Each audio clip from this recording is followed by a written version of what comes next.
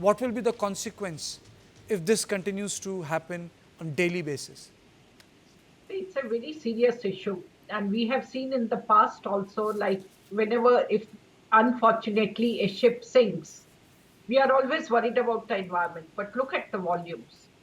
If there is an unfortunate incidence of a ship which is filled with oil, then also it becomes a concern because what happens, we all know that oil floats on water.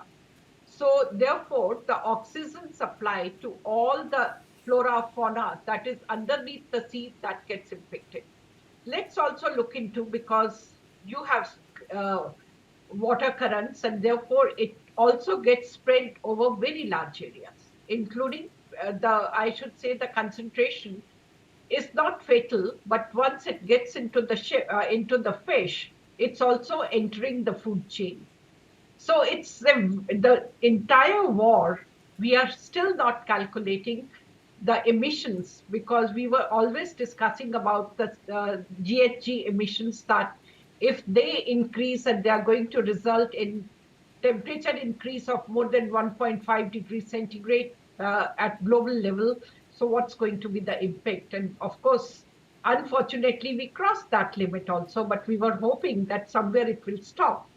But then all these emissions which are caused due to missile attacks and so on, so those were serious in itself, but now they don't have, you're absolutely right, you can't stop production, because otherwise those wells will get filled with water and they will become non-productive. Madam, So there have been a lot of oil spills, in Caribbean. But what's the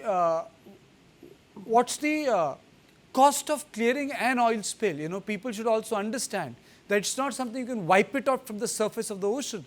you What is the can't. cost of it? How much does it cost to clear a small spill? See, if it is a small spill, the way we do it, because it's a aquatic system, and therefore it's in water, so it's going to spread. So if you, in a way, start cleaning it, it's basically you absorb it and bring it back to the terrestrial system, and then you treat it. So it's like a sponge, you have to collect it. But in this case, you are not able to do that also. You're just, because no one can go and simply collect this or absorb this by absorbents and bring to for treatment. Here it will be left. I don't know when the war will stop.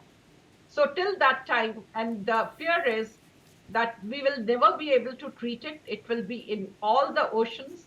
And let's remember, as air, water, oceans also don't have international boundaries. So it is going to impact everyone, every country that way. So therefore, it's something like what we say, that at one time there is fuel scarcity at international level, the increasing prices of crude, and which is not just restricted to the time the war is happening, but it's going to have impacts, because overall, whatever you are doing today, you are wasting it forever.